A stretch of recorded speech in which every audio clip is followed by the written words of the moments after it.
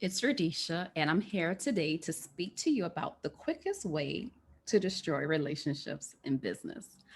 What is the quickest way to destroy a relationship? Is to not have clearly set terms and conditions, not to have agreements or contracts. The main difference between an agreement and a contract is that contracts are written by attorneys.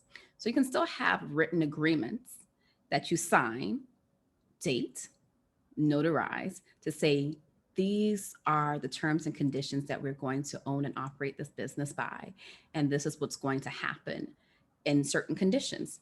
But if you go into a working relationship with someone, just because you know them, you like them, you trust them, this is life. Things happen and things don't always go the way we imagine them to be.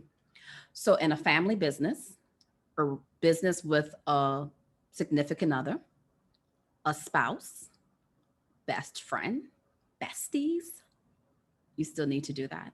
And the reason is if even in their absence, let's say for instance, we don't like to speak about death, but death does happen. You need to have a succession plan. What happens if the person who you're in business with passes away and then their family looks to come and claim their stake in the business, but you don't believe that they are entitled to it because you were not in business with them? Having a written agreement or a contract, including with a succession plan, would save you all of the stress and headache of any possible legal battles and relationships destroyed with people who you once loved and cherished. Another way for relationships to be destroyed is if the scales the scales aren't balanced.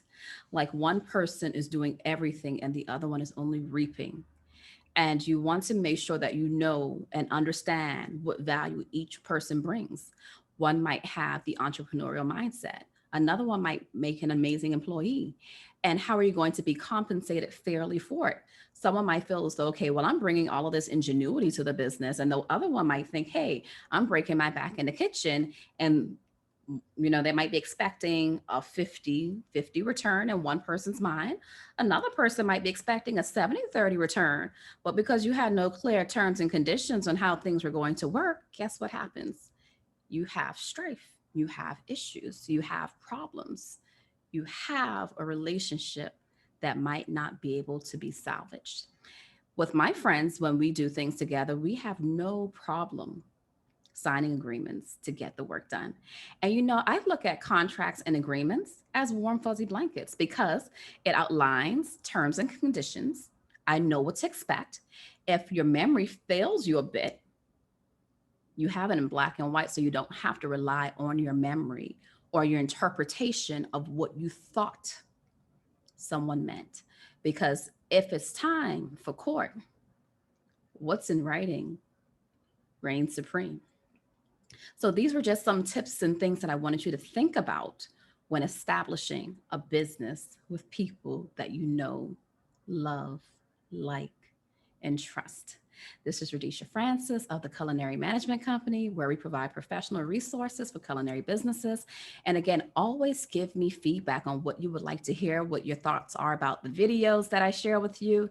And I look forward to serving you and our community at large. We serve South Florida, the Bahamas, and we are expanding into international territories. So we are loving this journey that we're on and expanding our services and refining them to what our customers need, want, and desire.